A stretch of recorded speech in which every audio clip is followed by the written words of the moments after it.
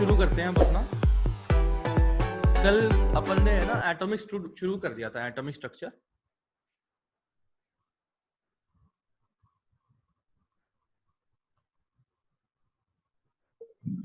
कल अपन ने atomic structure शुरू कर दिया था, उसमें अपन ने थॉमसन मॉडल देख लिया था, है ना। थॉमसन में देखा था कि थॉमसन में देखा था कि नेगेटिव चार्ज होता है, पॉजिटिव चार्ज होता है। पॉजिटिव ऐसा क्लाउड बना के रखता है, उसमें बीच बीच में टिकली की तरह नेगेटिव चार्ज बैठा होता है ना। और ये तो हुआ थॉमसन का मॉडल। अब उसके बाद में क्या हुआ कि अर्नेस्ट नाम के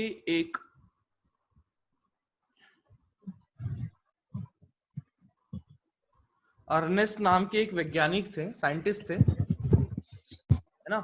और उन्होंने एक्सपेरिमेंट किया, है ना। उन्होंने एक्सपेरिमेंट किया और उस एक्सपेरिमेंट को हम रदरफोर्ड्स एक्सपेरिमेंट या रदरफोर्ड का अल्फा पार्टिकल स्कैटरिंग एक्सपेरिमेंट के नाम से जानते हैं। तो अर्नेस्ट ने किया था, लेकिन क्रेडिट मिला है रदरफोर्ड को।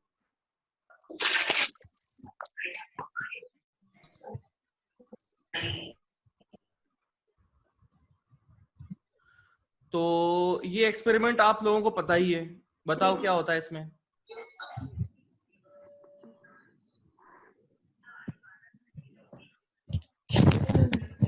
इसमें क्या होता है, इस एक्सपेरिमेंट में क्या अपने को दिखता है।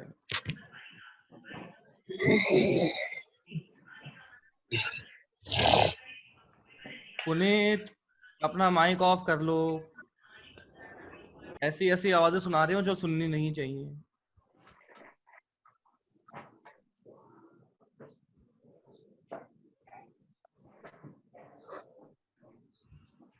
हाँ, तो ये अपन ने क्या कर दिया, यहां से अल्फा पार्टिकल जो है, अल्फा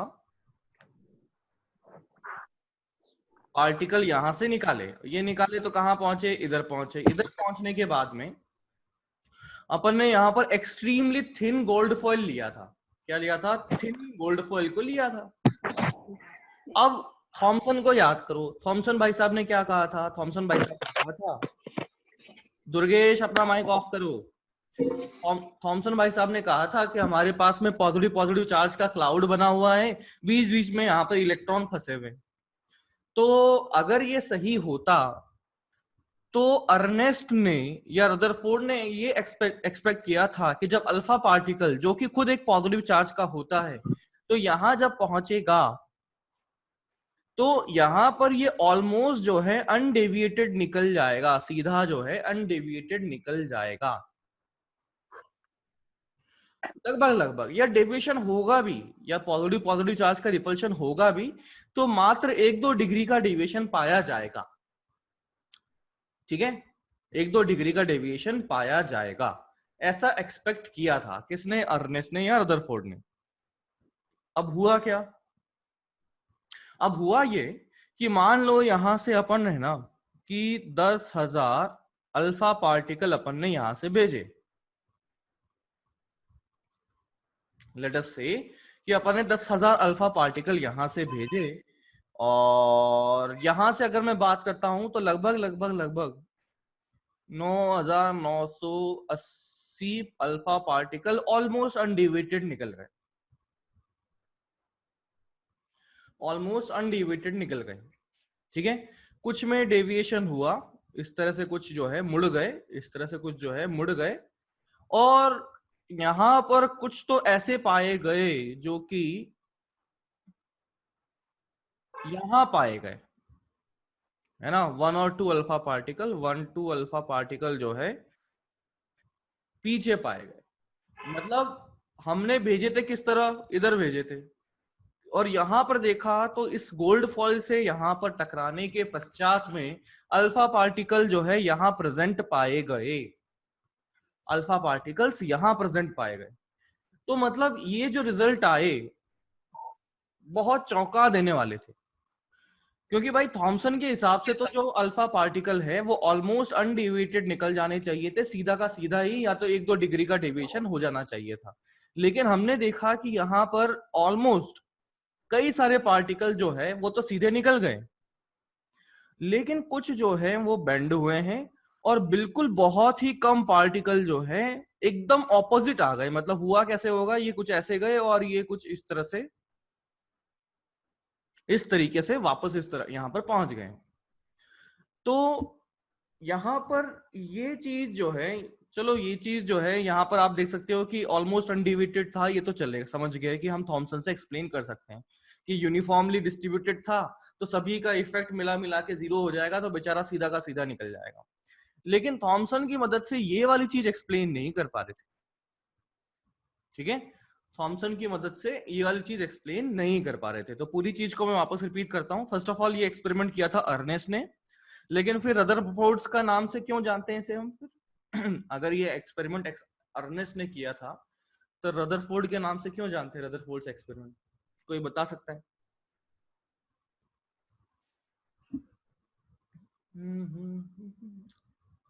खोल के माइक कुछ बता दो, कुछ भी रैंडम गेस।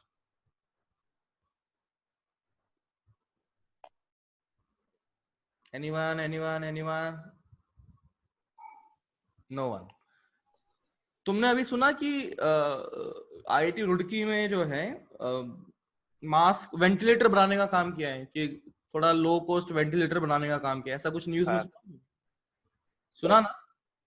हाँ हाँ, उसमें तुमने प्रोफेसर का नाम देखा होगा, तो उसमें देखा होगा तुम्हें कुछ प्रोफेसर का नाम कि इन लोगों ने किया है।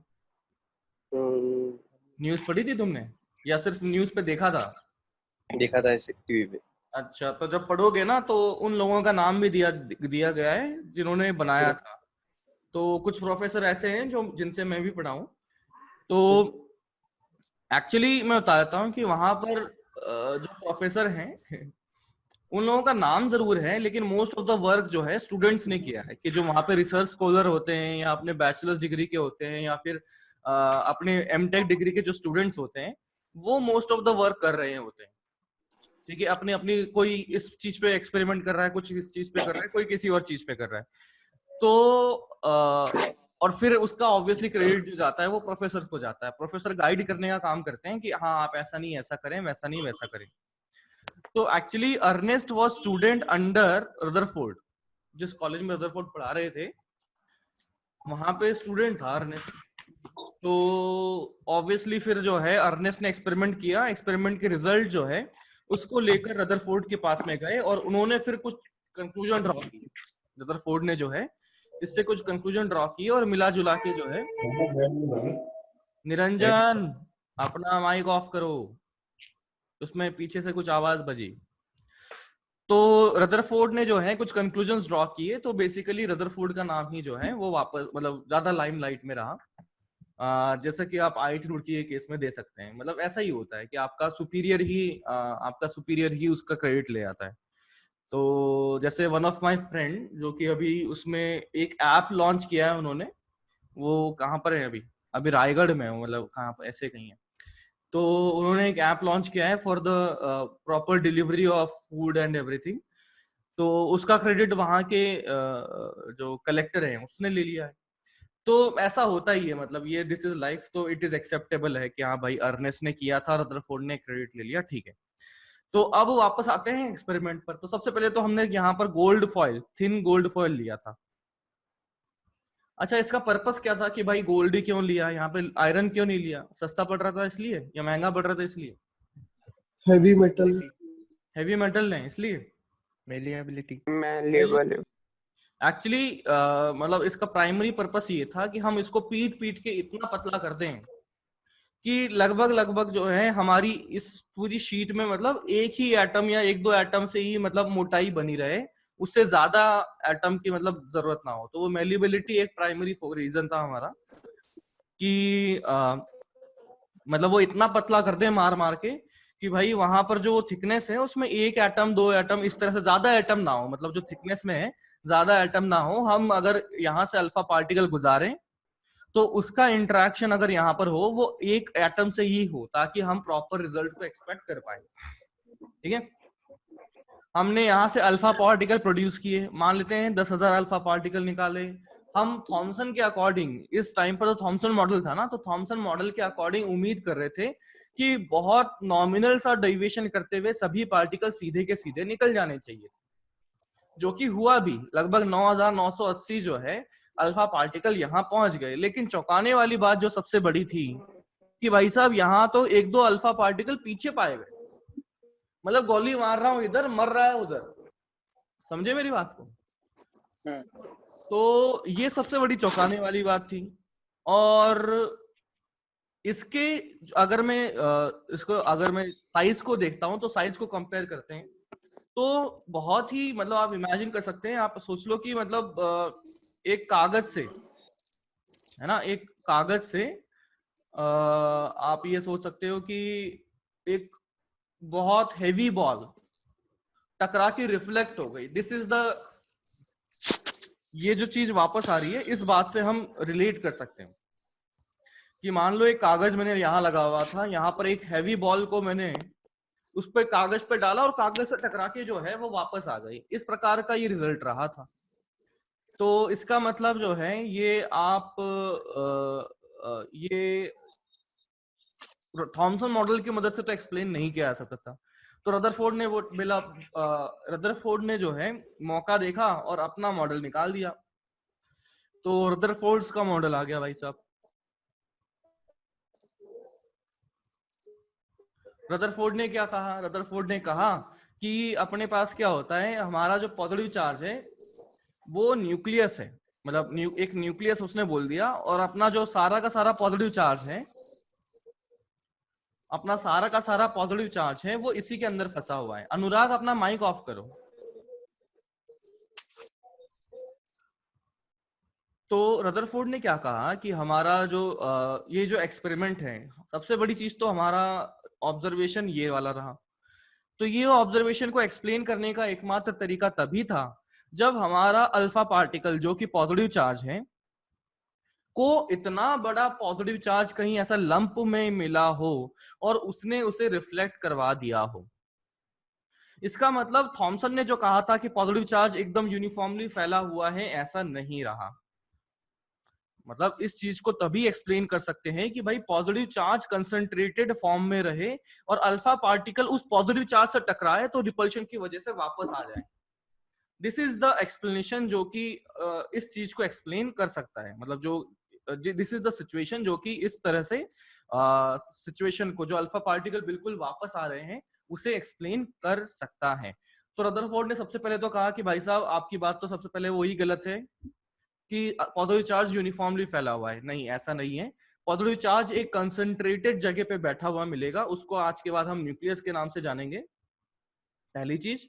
दूसरी चीज उसने ये कहा कि भाई साहब आपके जो most of the alpha particles undeviated चले गए या बहुत कम डेविएशन से निकले। इसका मतलब उसने ये कहा कि भाई साहब इन अल्फा पार्टिकल्स को बहुत सारी जगह मिल गई, मतलब एटम था तो एटम को आर पार कर दिया उसने। इसका मतलब उसने ये कंक्लूड किया कि अपने एटम में जो है खूब सारी खुली जगह होती है और उस खुली जगह में से हमारा अल्फा पार्टिकल जो है एकदम आर पार निकल गया। तो उसने क्या बोला कि ये पॉजिटिव चार्ज है, उसके सराउंडिंग में इलेक्ट्रॉन जो है रिवॉल्व करता रहता है, उसके सराउंडिंग में इलेक्ट्रॉन जो है वो रिवॉल्व करता रहता है। और पॉजिटिव चार्ज और नेगेटिव चार्ज के बीच का गैप जो है बहुत बहुत बड़ा होता है, जो दूरी है वो बहुत ज्यादा बड़ी होती। तो ये बेसिक फंडा था रदरफोर्ड का। और देखा कि इलेक्ट्रॉन जो है वो रिवॉल्व करता रहता है ना, ये रिवॉल्व करता रहेगा, ये रिवॉल्व करता रहता है। ठीक है जी। तो रदरफोर्ड ने भी खुश हो गया कि भाई साहब मेरा अब ये मॉडल मेरा चलेगा। अब हुआ क्या कि जैसे कि समय के साथ में हमारे फोन अपग्रेड होते रहते हैं, इक्विपमेंट्स अपग्रेड होते रहते हैं, तो समय के साथ में रदरफोर्ड के बाद में कौन भाई साहब आ गए? बोर भाई साहब आ गए, मैक्सवेल भाई साहब आ गए। तो मैक्सवेल ने अपनी एक थ्योरी निकाली, है ना। मैक्सवेल ने जो है इलेक्ट्रोमैग्नेटिज्म पे खूब काम किया है। तो मैक्सवेल ने एक थ्योरी निकाली। कोई बता सकता है मैक्सवेल की थ्योरी कैसे यहाँ पे अफेक्ट करे? एनीवन? मैक्सवेल की थ्योरी कैसे अफेक्ट करती है यहाँ पर? If negative charge species revolve around positively charged species, then it continuously loses its energy. हाँ, बट इसको, हाँ ये बात सही है। इसका फंडा ये था कि उन्होंने ये कहा था, मैक्सवेल ने ये कहा कि whenever whenever there is accelerating charge, तो वो क्या करेगा, रेडिएशन एमिट करेगा, एनर्जी यहां से एमिट करेगा और उसकी खुद की एनर्जी कम हो जाएगी। तो इसके अकॉर्डिंग अगर देखा जाए तो यहाँ पर पॉजिटिव चार्ज था, यहाँ पर पॉजिटिव चार्ज था। पॉजिटिव चार्ज को अगर देखा जाए तो ये नेगेटिव चार्ज सराउंडिंग में गोल गोल घूम रहा है, गोल गोल घूम रहा है, तो एक्सेलरेटिंग है क्या? बिल्कुल है। कितना होगा? v²/r का एक्सेलरेशन होगा। ये तो हुई एक चीज। तो भाई साहब अगर एक्सेलरेटिंग है तो इसका मतलब वो तो क्या करेगा? एनर्जी एमिट करेगा। एनर्जी इमिट करेगा तो कहां से करेगा? खुद की एनर्जी कम हो जाएगी। कि उसके पास अगर 100 रुपए थे तो वो निकाले जा रहा है, निकाले जा रहा है, तो 100 से होते कम होते होते होते होते बेचारे की कभी 50 हो गए, कभी 30 हो गए, कभी 20 हो गए, कभी 10 हो गए, कभी 0 हो गए। तो उसकी जो एनर्जी है धीरे धीरे कम हो जानी चाहिए थी, और कम हो जानी चाहिए थी तो बेचारे की एनर्जी कम होती गई, तो उसका जो रास्ता है वो कुछ इस प्रकार से हो जाना चाहिए था। वो फाइनली इस पॉजिटिव चार्ज पे जाके मिल जाता, अगर मैक्सवेल की थ्योरी को माना जाए तो, जो कि सही थी। तो मैक्सवेल भाई साहब ने रदरफोर्ड से पूछा कि यार ये ऐसे बताओ, मैं तो ये है मेरा कंक्लूजन कि अगर कोई चार्ज एक्सेलरेटिंग है तो इसका मतलब एनर्जी रेडिएट करेगा, इसका मतलब खुद की एनर्जी कम करेगा, इसका मतलब वो जो है बेचारे की खुद की एनर्जी कम होगी तो इवेंचुअली वो पॉजिटिव चार्ज यानी कि न्यूक्लियस में जाके फंस जाएगा। इसका मतलब इस तुम्हारी थ्योरी के अकॉर्डिंग जो है, रदरफोर्ड की थ्योरी के अकॉर्डिंग जो है, एटम स्टेबल नहीं हो पा रहा। अरे स्टेबल होता तो नेगेटिव पॉजिटिव में नहीं मिलता ना, वो तो फिर स्टेबल थोड़ी ना हुआ।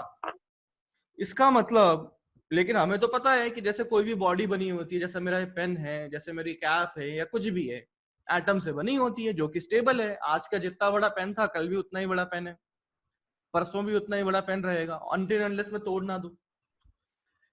तो यहां तो समझ में आ रहा है कि यार हमारा जो एटम है बिल्कुल बिल्कुल कैसा है, स्टेबल है। लेकिन रदरफोर्ड के अनुसार तो स्टेबल नहीं हो पाएगा। और ये तो हुई एक चीज। दूसरी चीज, जैसे मैंने तुम्हें बताया था कल, डिस्क्रीट एनर्जी स्पेक्ट्रम। क्या बताया था? Discrete energy spectrum. कौन सा स्पेक्ट्रम? एक तो अब्जॉर्प्शन स्पेक्ट्रम बना था कि भाई एक पर्टिकुलर एनर्जी की लाइट ही अब्जॉर्ब करता है, और एमिशन स्पेक्ट्रम कहा तो वो एक पर्टिकुलर एनर्जी की या पर्टिकुलर लैम्डा की लाइट को ही एमिट करता है। लेकिन रदरफोर्ड के अनुसार अगर देखा जाए तो उन्होंने कहा कि भाई इलेक्ट्रॉन जो है वो तो इसके पॉजिटिव चार्ज के अराउंड में रिवॉल्व करता है। तो ऐसे तो यहाँ पर कई सारे, ऐसे मैं कंटिन्यूअसली बना सकता हूँ कि ये पॉजिटिव चार्ज है, और रुको मैं बनाता हूँ, ये ऐसे बना दिया मैंने, ये एक बना दिया, ये इसके पास में चिपक के एक और, ऐसे पास में चिपक के एक और, ऐसे पास में चिपक के एक और। तो ऐसे कई, उसने ऐसा कोई एनर्जी लेवल की बात नहीं करी थी, वो तो बस बोर ने बोला था।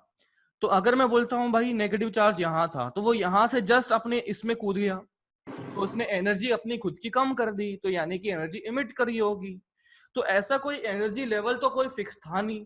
तो हमारे पास कई सारे एनर्जी यहाँ पर बन सकते हैं जो कि नहीं पाए गए, जो कि नहीं पाए गए। बात समझ में आ रही है? तो हम तो क्या बोल रहे थे कि एनर्जी जो बनेगी एकदम डिस्क्रीट बनेगी, कि भाई फिक्स 2000 एंगस्ट्रॉम की लाइट दिख रही है, ना तो 2001 की दिख रही है, ना तो 1999 की दिख रही है। कि हमने देखा कि एमिशन जो किया यहां से इलेक्ट्रॉन के नीचे आने की वजह से जो हमें लाइट पाई गई वो 2000 एंगस्ट्रॉम पाई गई। वो न तो 2000 से ज्यादा पाई न तो 2001 पाई गई, ना 1999 पाई गई। No no no, wrong and wrong. इस बात को रदरफोर्ड एक्सप्लेन नहीं कर पाए। अब एक्सप्लेन नहीं कर पाए तो तुम्हारी बात को नहीं माना जाएगा। अरे भाई एक्सपेरिमेंट को तो एक्सप्लेन करो, आपने मॉडल बना दिया, अच्छा लग रहा है मॉडल दिखने में, लेकिन एक्सपेरिमेंट को एक्सप्लेन नहीं करेगा तो क्या करूं मैं? उस मॉडल का चाटूं? तो इसका मतलब अपने को रदरफोर्ड को भी नहीं मानना पड़ेगा। तो यहां पर अपने पास कौन आए सामने? फिर बोर आए। फिर कौन आए? बोर आए। और बोर भाई साहब ने जो है काफी बढ़िया बात कही, है ना, बढ़िया बात कही। लेकिन बोर तक पहुंचने से पहले अपन इस चीज को लिख लेते हैं, ठीक है? तो सबसे पहले तो ये डायग्राम बना लो, ठीक है? डायग्राम बना लो, फिर अपन रदरफोर्ड का मॉडल लिख लेंगे, फिर उसके बाद में अपनी दूसरी बातें करेंगे।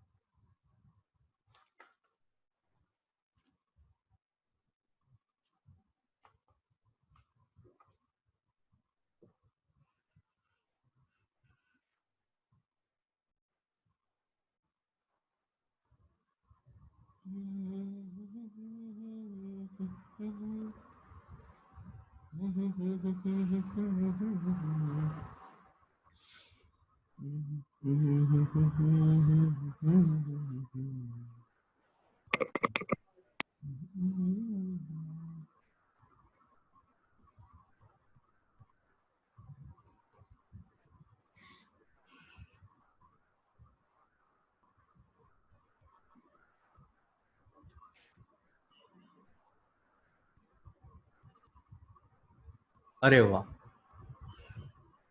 बढ़िया लग रहा हूँ ना मैं? हाँ सर। अच्छा लग रहा है मेरे को, आज यही क्लास चलेगी। हाँ,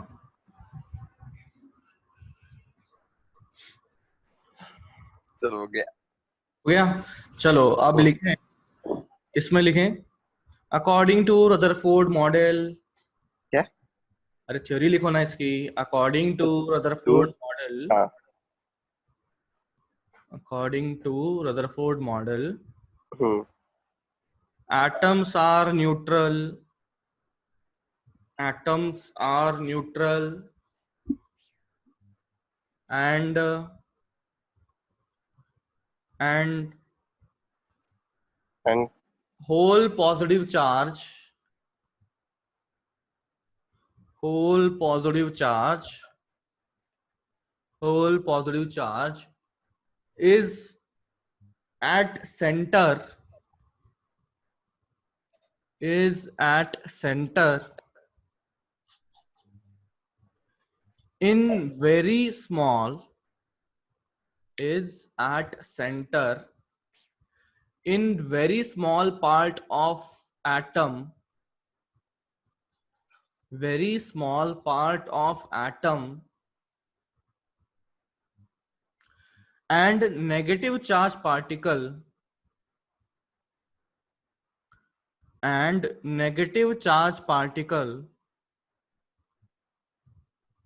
and negative charge particle revolve around,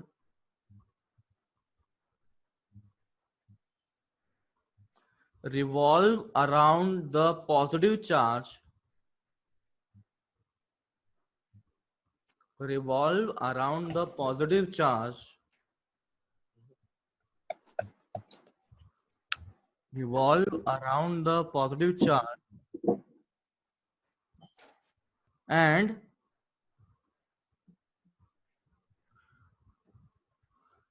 almost entire mass of atom, almost entire mass of atom is concentrated at center, is concentrated at center, concentrated at center, and the center is known as,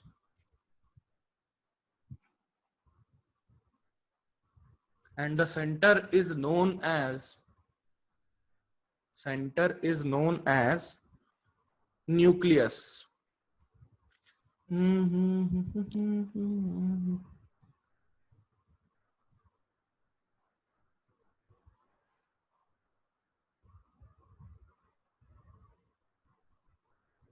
ठीक है, ये तो हो गया model. अब इसके बात करते हैं इसमें क्या गलतियां थी, तो लिखें ड्रॉबैक, हेडिंग लिखें ड्रॉबैक, कमियां।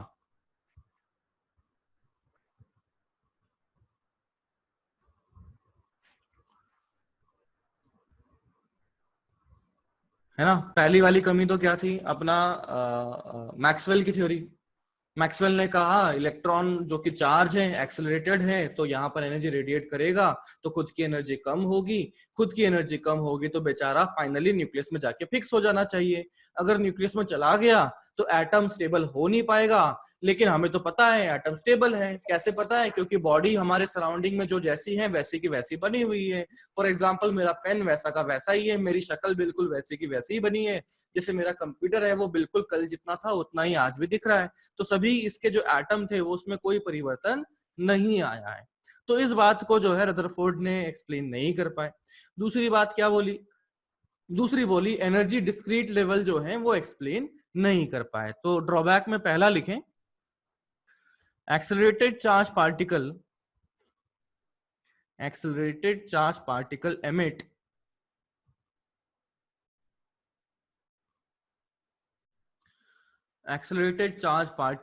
emit electromagnetic radiation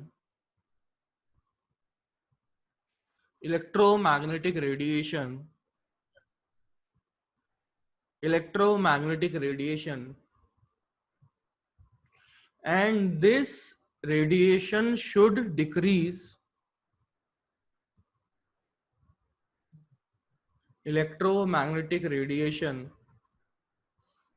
and this radiation should decrease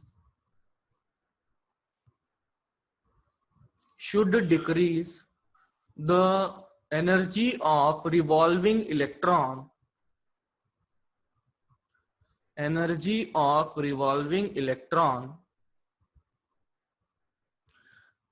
and the electron should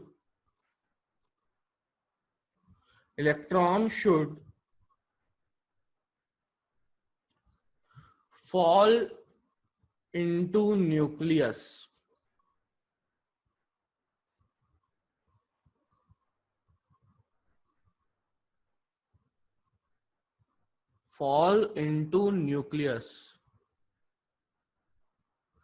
Thus making an atom unstable. Thus making an atom unstable, which is not true.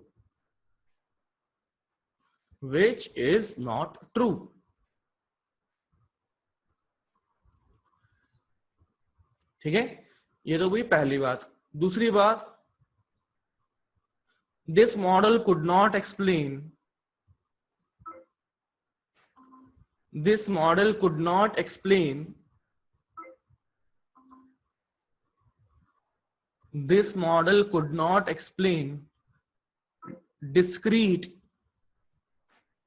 discrete energy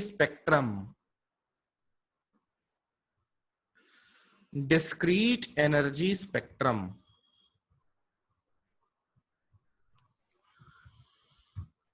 ठीक है, तो इसी के पश्चात होती है बोर की एंट्री। तो बोर बड़े स्टाइल से अब आते हैं और इनकी बात सुनना बस। बोर ने कुछ नहीं किया। सर आवाज नहीं आ रहा। मेरी आवाज सर आवाज नहीं आ रहा। आवाज नहीं आ रही। आवाज नहीं आ रही आपकी। अरे रुक जाओ ये दिख रहा है ना आप लोगों को? ये जो विजिबल है, ये विजिबिलिटी सही है? विजिबल नहीं आ रही। अबे विजिबल गधे।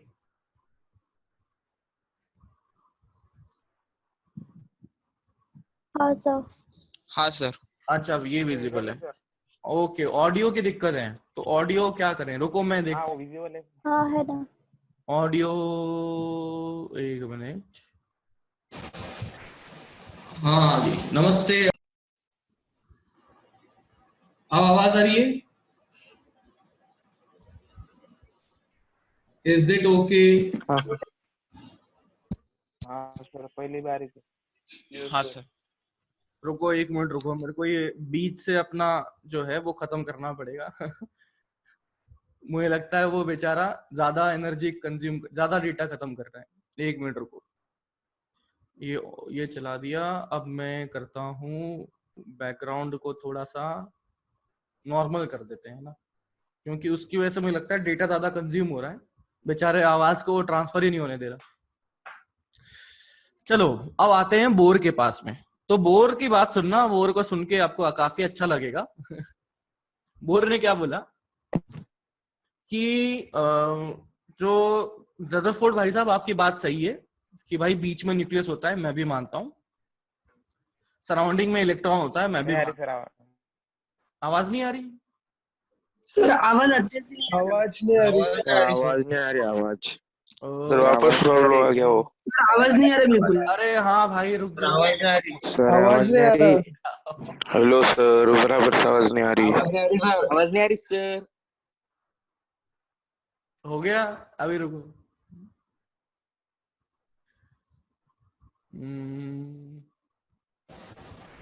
अब आ रही है?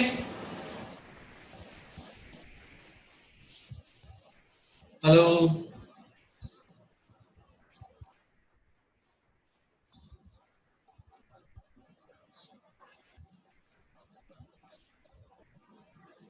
Hello hello hello hello, good morning.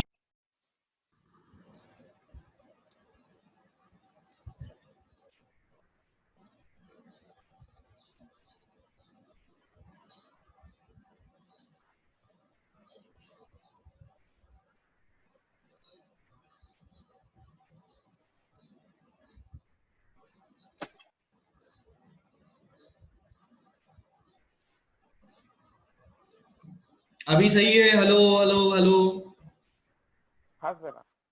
Yes sir. बोलो सर, बोलो। Yes sir. ओके यार, थोड़ा सा मेरा नेटवर्क इश्यू है, बेचारे इंटरनेट कनेक्शन वाले जो हैं वो थोड़ी प्रॉब्लम कर रहे हैं मेरे साथ, लेकिन ठीक है, अभी समय ऐसा चल रहा है, जैसा भी हो अपना काम अपन करते हैं।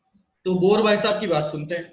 तो बोर भाई साहब ने अपने से क्या बोला कि यार अपना रदरफोर्ड जी आपका बात सही है, बीच में न्यूक्लियस है, मैं भी मानता हूँ, सराउंडिंग में इलेक्ट्रॉन घूम रहे हैं, मैं भी मानता हूँ, लेकिन मैं बस थोड़ी सी चीज एक जोड़ देता हूँ। क्या जोड़ देता हूँ? कि इलेक्ट्रॉन उसी ऑर्बिट में घूमेगा। इलेक्ट्रॉन सभी ऑर्बिट में नहीं घूम रहा है। ऐसा नहीं कि भाई यहाँ पर भी है और इसके नीचे भी एक ऑर्बिट है, मतलब ऐसा एकदम चिपक के एक और ऑर्बिट बना दिया, या एकदम चिपक के एक और ऑर्बिट बना दिया। ये तो रदरफोर्ड मॉडल हो गया, ये तो रदरफोर्ड। बोर ने भाई साहब क्या बोला? बस एक चीज का अंतर बोला, न्यूक्लियस है मैं भी मानता हूं, इलेक्ट्रॉन है मैं भी मानता हूं, सराउंडिंग में जो है इलेक्ट्रॉन है मैं भी मानता हूं। तो लेकिन उन्होंने क्या कहा कि भाई इलेक्ट्रॉन जो है, ऐसा नहीं कि किसी भी रैंडम घर में घुस के वो घूमते जा रहे हैं। ऐसा नहीं है कि भाई यहाँ भी घूम जाए, यहाँ भी घूम जाए, यहाँ भी घूम जाए, ऊपर भी घूम जाए। ऐसा नहीं कि सभी ऑर्बिट में घूम जाए, ना पापा ना। इलेक्ट्रॉन मात्र और मात्र कुछ फिक्स्ड ऑर्बिट में ही घूमेगा, और यदि वो उस ऑर्बिट में घूमा, यदि वो उस फिक्स्ड ऑर्बिट में घूमा, तो इलेक्ट्रॉन का जो रेडिएशन है, जो अपने मैक्सवेल भाई साहब ने कहा था, वो यहां पर नहीं होगा। यानी कि इलेक्ट्रॉन घूमा, एक्सेलरेटेड है, बिल्कुल सही। एक्सेलरेटेड को देख के मैक्सवेल एकदम से चमक गया कि बताओ मेरा एक्सप्लेन करो। तो बोर ने क्या बोला कि बेटा तुम्हें बताऊंगा, अभी रुक जाओ, बैठ जाओ। तो बोर ने कहा कि भाई साहब यदि वो उस फिक्स्ड ऑर्बिट में होगा तो भले ही एक्सेलरेटेड है, लेकिन मैक्सवेल की बात काम नहीं करेगी। लेकिन मैक्सवेल की जो बात है वो काम नहीं करेगी। मैक्सवेल की बात का मतलब कि वो जो इलेक्ट्रॉन एक्सेलरेटेड स्टेट में एनर्जी रेडिएट करेगा, ऐसा नहीं होगा। तो बोर से पूछा गया भाई साहब ऐसा क्यों? तो बोर ने कहा मुझे नहीं पता, लेकिन ये जो है वो सही है। तो पता लगता है। गौरव माइक ऑफ करो, ठीक है ना? तो बोर भाई साहब ने एक्सप्लेनेशन नहीं दिया इस बात का, ना बाबा ना। उन्होंने तो बस इतना बोला कि ये है, मैं ये मानता हूं, और सारे एक्सपेरिमेंट इससे सेटिस्फाई भी हो रहे हैं। अब किसी को जैसी थ्योरी निकालनी है निकाल दो, ये चीज जो है बिल्कुल सही, एकदम चकाचक काम कर रही है। अब इसको रिजेक्ट करके बताओ।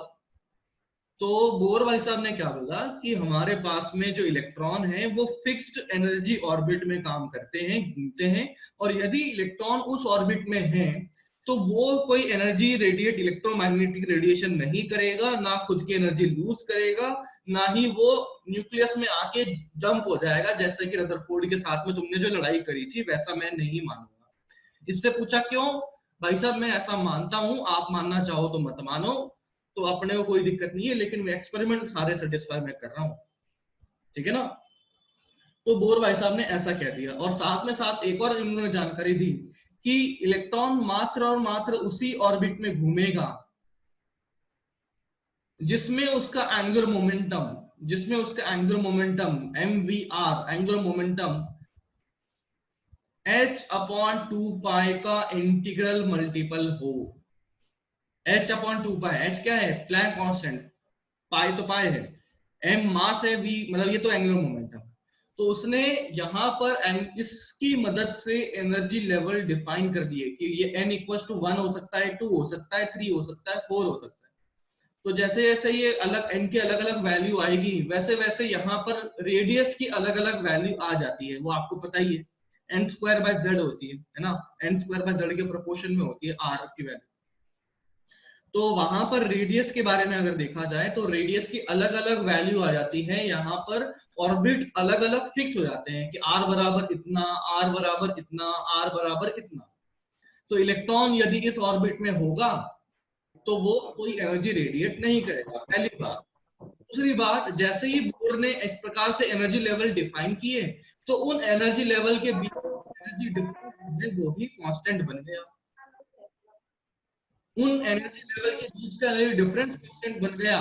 तो मान low electron n equals to 3 पर था, n इक्वल्स टू 1 पर आया। विश्वजीत माइक ऑफ करो।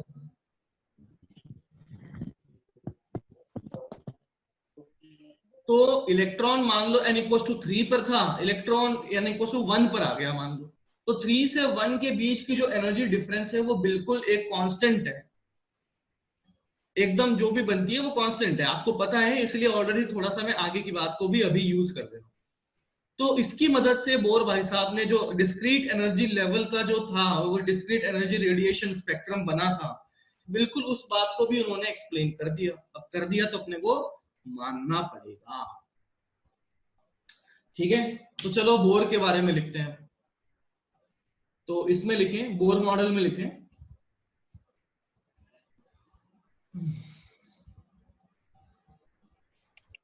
इसमें लिखें electron orbits around the nucleus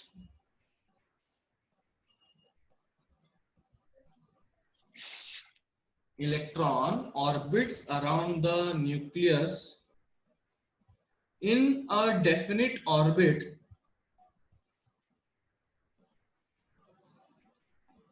electron orbits around nucleus in a definite orbit। Sir आपकी आवाज अटक क्या आ रही? सर आपकी आवाज अच्छी से नहीं आ रही। अच्छा रुको, मैं सुंदर सुरीली करता हूँ मेरी आवाज। मेरी आवाज आपको बहुत अच्छे से सुनाई दे, एकदम गाने की तरह। यार एक्चुअली मेरा इंटरनेट कनेक्शन बहुत वीक है यहाँ पर, तो थोड़ा सा अगर आवाज ना आए तो बता देना, रिपीट कर दूंगा, है ना। अच्छा ठीक है, तो मैं आपको क्या बोलता हूँ, लिखो electron orbits around the nucleus, electron orbits around the nucleus in a definite orbit, in a definite orbit, in a definite orbit, and during the motion,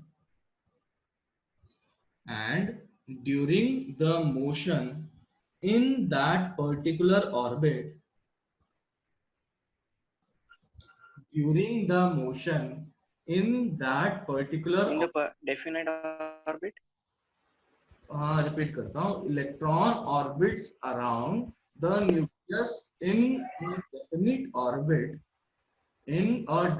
orbit and during the motion. Sir आवाज बिल्कुल भी आवाज नहीं आ रही। बिल्कुल भी आवाज नहीं आ रही आपको। बाबा रे, मैं लिख देता हूँ, एक काम करता हूँ। सर आवाज नहीं आ रही है। हाँ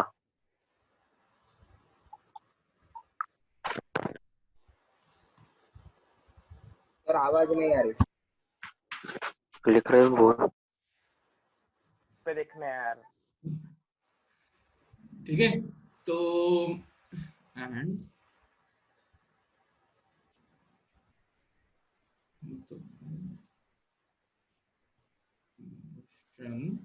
in that particular orbit electron does not lose energy in